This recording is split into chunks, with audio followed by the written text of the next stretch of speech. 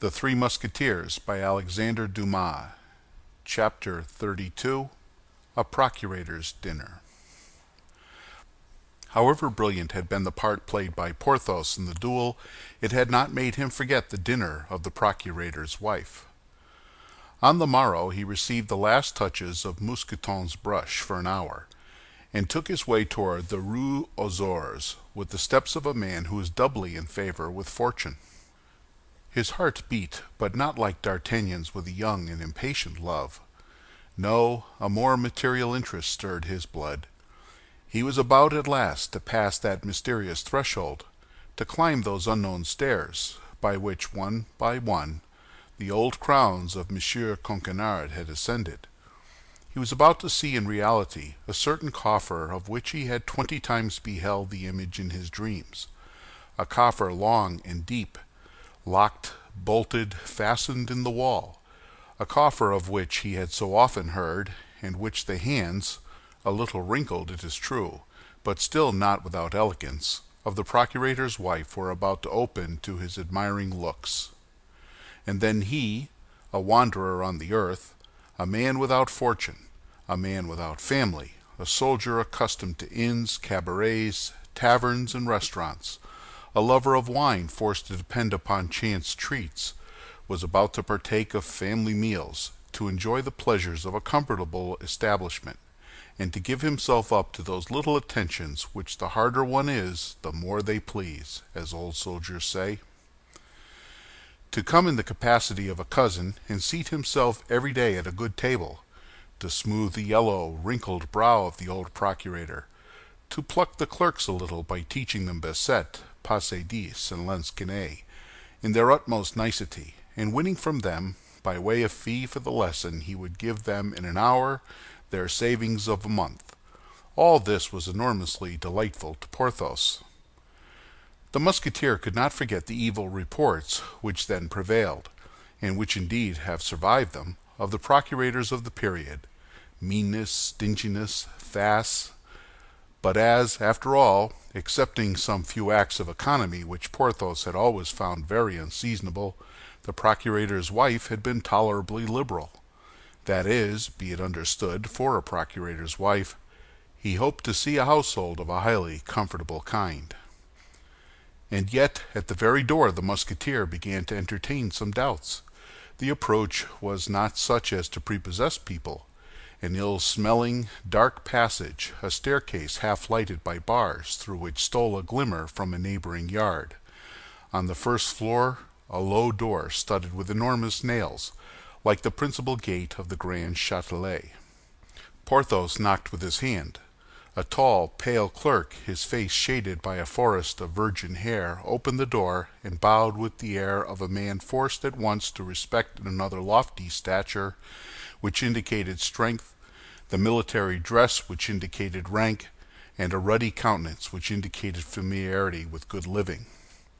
A shorter clerk came behind the first, a taller clerk behind the second, a stripling of a dozen years rising behind the third, in all 3 clerks and a half, which for the time argued a very extensive clientage.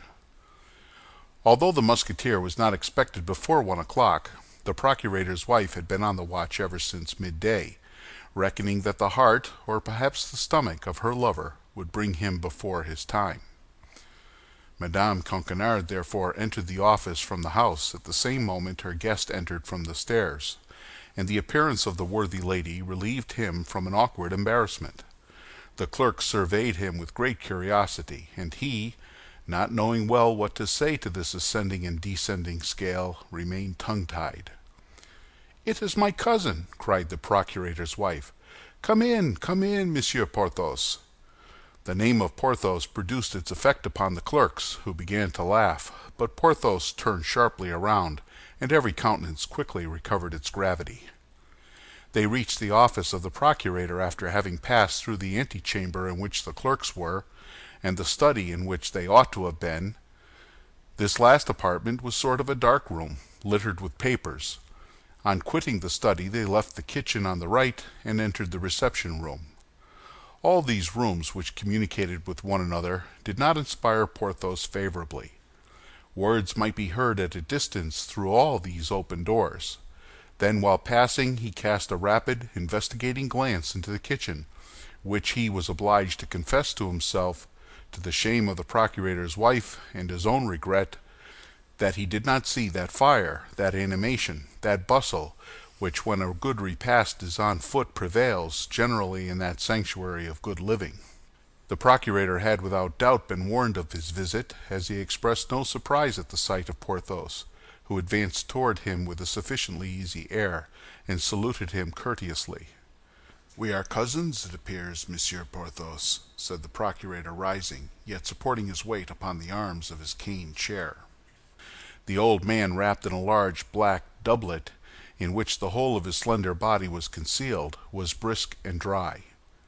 His little gray eyes shone like carbuncles, and appeared, with his grinning mouth, to be the only part of his face in which life survived. Unfortunately, the legs began to refuse their service to this bony machine. During the last 5 or 6 months that this weakness had been felt, the worthy procurator had nearly become the slave of his wife. The cousin was received with resignation, that was all. Monsieur Coquenard, firm upon his legs, would have declined all relationship with Monsieur Porthos. "Yes, monsieur, we are cousins," said Porthos, without being disconcerted, as he had never reckoned upon being received enthusiastically by the husband. "By the female side, I believe," said the procurator maliciously. Porthos did not feel the ridicule of this, and took it for a piece of simplicity, at which he laughed in his large mustache. Madame Coquenard, who knew that a simple-minded procurator was a very rare variety in this species, smiled a little and colored a great deal. Monsieur Coquenard had, since the arrival of Porthos, frequently cast his eyes with great uneasiness upon a large chest placed in front of his oak desk. Porthos comprehended that this chest, although it did not correspond in shape with that which he had seen in his dreams, must be the blessed coffer, and he congratulated himself that the reality was several feet higher than the dream. Monsieur Coquenard did not carry his genealogical investigations any further, but withdrawing his anxious look from the chest and fixing it upon Porthos, he contented himself with saying, "Monsieur, our cousin will do us the favor of dining with us once before his departure for the campaign, will he not, Madame Coquenard?" This time Porthos received the blow right in his stomach and felt it. It appeared likewise that Madame Coquenard was not less affected by it on her part, for she added, "My cousin will not return if he finds that we do not treat him kindly, but otherwise he has so little time to pass in Paris, and consequently to spare us, that we must entreat him to give us every instant he can call his own previous to his departure." "Oh, my legs, my poor legs, where are you?" murmured Coquenard, and he tried to smile. The succor which came to Porthos at the moment in which he was attacked in his gastronomic hopes inspired much gratitude in the Musketeer toward the procurator's wife. The hour of dinner soon arrived. They passed into the eating-room, a large, dark room situated opposite the kitchen. The clerks, who, as it appeared, had smelled unusual perfumes in the house, were of military punctuality, and held their stools in hand quite ready to sit down, their jaws moved preliminarily with fearful threatenings. "Indeed," thought Porthos, casting a glance at the 3 hungry clerks, for the errand-boy, as might be expected, was not admitted to the honors of the magisterial table. "In my cousin's place I would not keep such gourmands. They look like shipwrecked sailors who have not eaten for 6 weeks." Monsieur Coquenard entered, pushed along upon his armchair with castors by Madame Coquenard, whom Porthos assisted in rolling her husband up to the table. He had scarcely entered when he began to agitate his nose and his jaws after the example of the clerks. "Oh," said he, "here is the soup, which is rather inviting."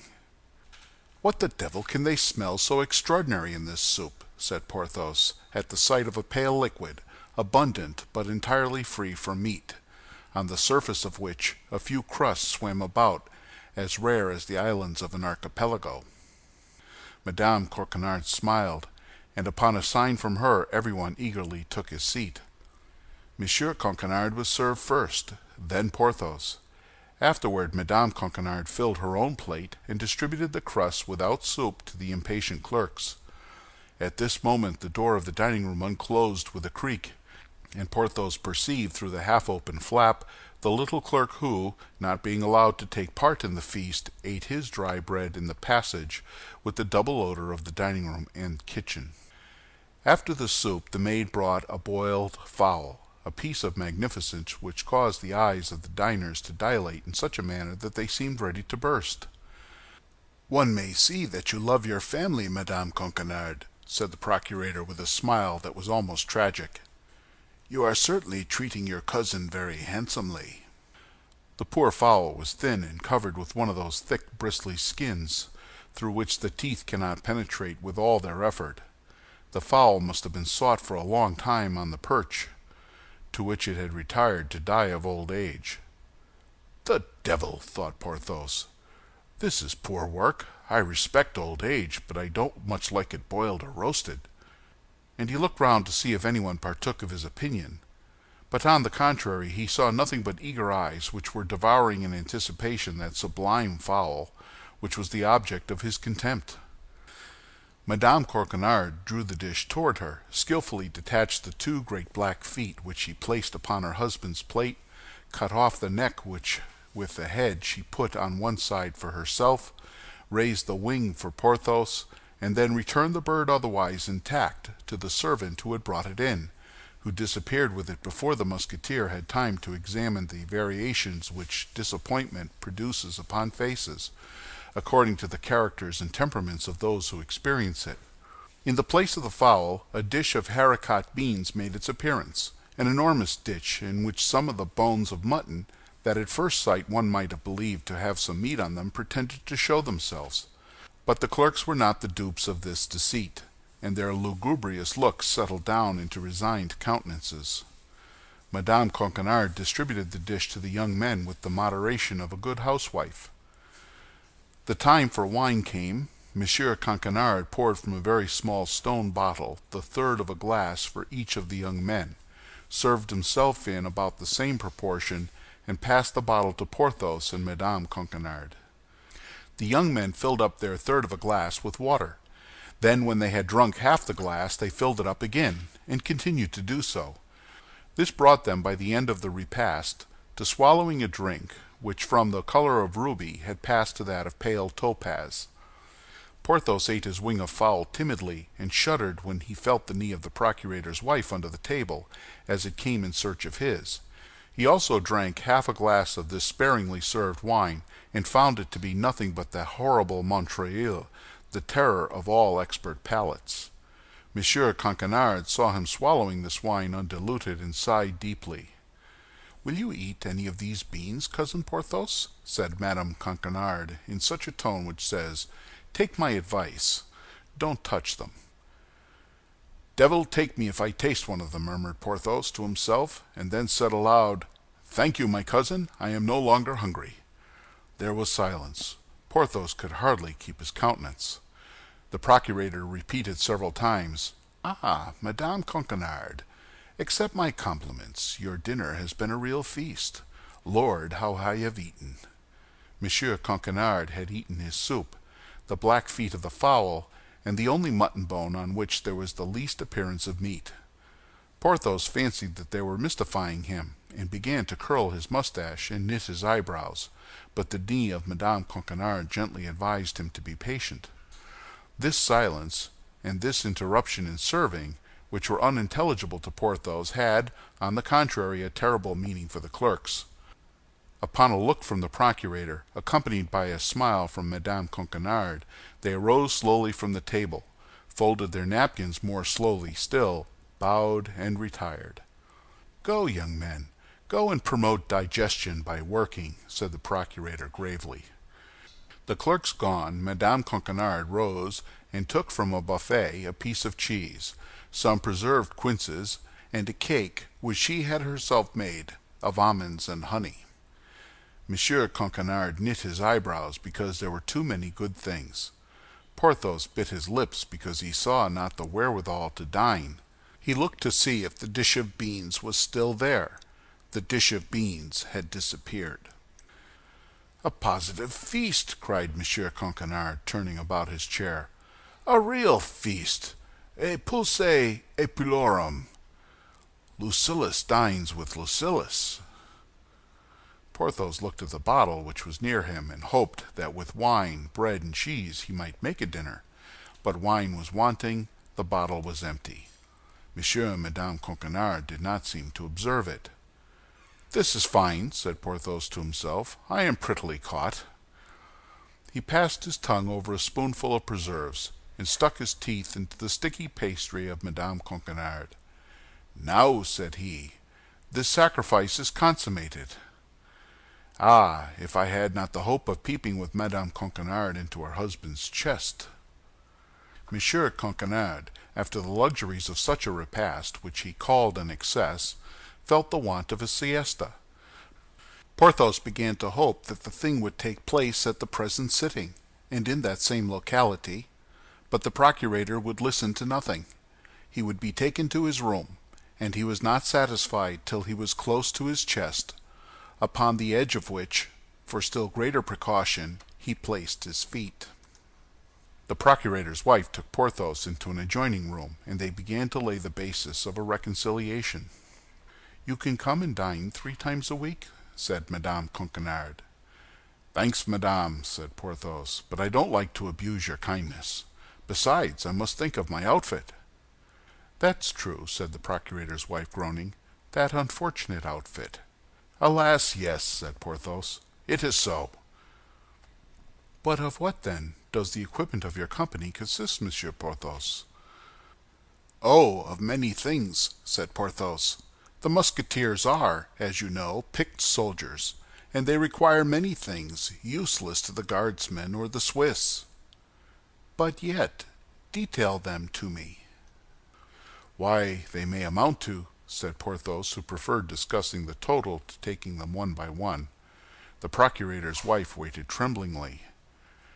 "To how much?" said she.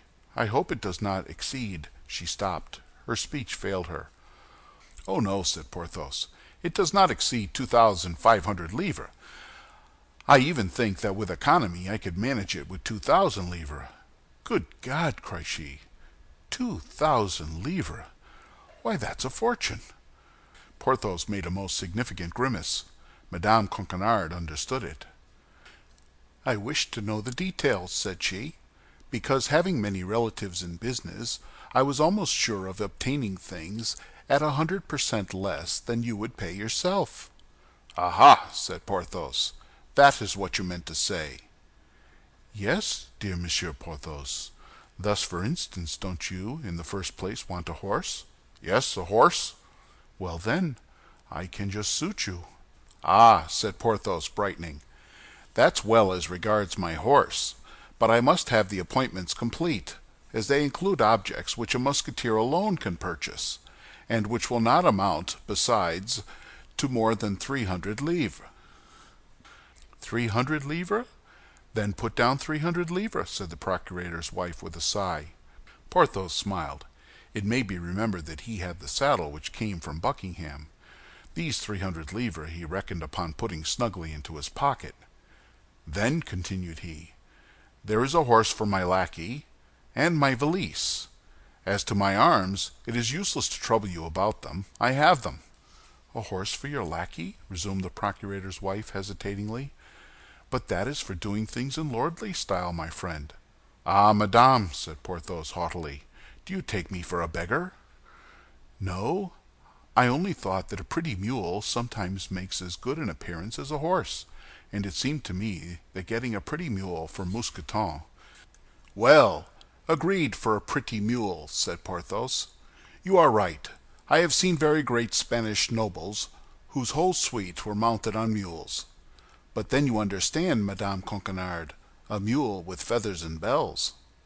"Be satisfied," said the procurator's wife. "There remains the valise," added Porthos. "Oh, don't let that disturb you," cried Madame Coquenard. "My husband has 5 or 6 valises. You shall choose the best. There is one in particular which he prefers in his journeys, large enough to hold all the world." "Your valise is then empty?" asked Porthos with simplicity. "Certainly it's empty," replied the procurator's wife in real innocence. "Ah, but the valise I want," cried Porthos, "is a well-filled one, my dear." Madame uttered fresh sighs. Molière had not written his scene in Le Havre then. Madame Coquenard was in the dilemma of Harpagon.